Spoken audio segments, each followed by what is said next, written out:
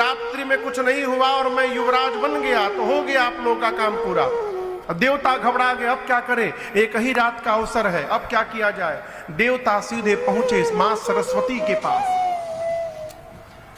इधर रात्रि में पूरी अयोध्या दुल्हन की भांति सजा दी गई।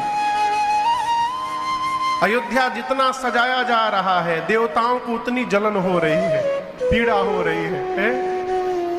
देवता जाकर सरस्वती मैया से बोले कि आप जाइए और जाकर अयोध्या में विघ्न करिए, जिससे राम जी सवेरे वन में चले जाएं। सरस्वती मैया बिगड़ गई, बोली इतने ऊंचे आसन पर आप लोग बैठे हैं, ऊंच निवास और नीच करतूती, देख ही न जाई पराई विभूति। दूसरे का सुख बर्दाश्त नहीं हो रहा है। जिस प्रकार चोर को चांदनी रात अच्छी नहीं लगती ना, उसी प्रकार देवताओं को अयोध्या का श्रृंगार अच्छा नहीं लग रहा है।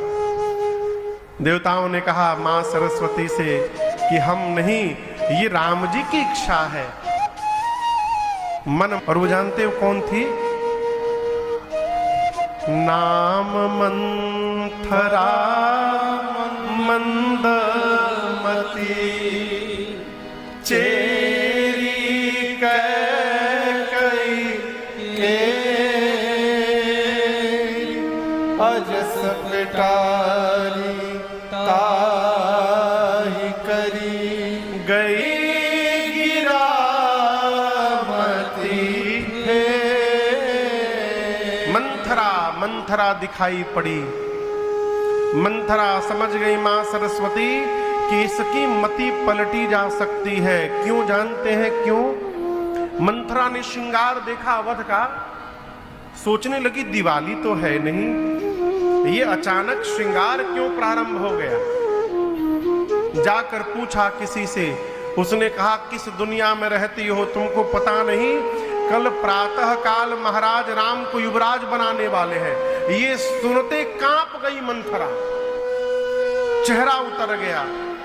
सरस्वती जी की दृष्टि गई कि पूरी अयोध्या ना तो राम जी का अभिषेक भा नहीं रहा है, ये राम विरोधी है, इसकी मति पलटी जा सकती है, और पलट के चली गई। भगवान से विरोध करने वाले की मति कभी भी पलटी जा सकती है, इसलिए सावधान रहना है। मंथरा गई मां कैकेयी के पास, और आपको बताऊं गोस्वामी जी कहते हैं, और जा करके बिना प्रणाम किए कोने में चेहरा गिरा करके बैठ गई।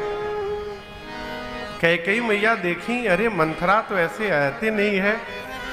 हंसते हुए मां ने पूछा कि लक्ष्मण ने कुछ बोल दिया क्या? कैकेयी, मंथरा तुम उदास क्यों हो? इस पर भी मंथरा नहीं बोली। मंथरा जब नहीं बोली तो मां कैकेयी दौड़कर मंथरा के पास जाकर बैठ गई। मां कांप रही हैं और पूछी, मंथरा आप दर्शन करिए। अब लोग कहते हैं मां कैकेयी राम जी की विरोधी हैं,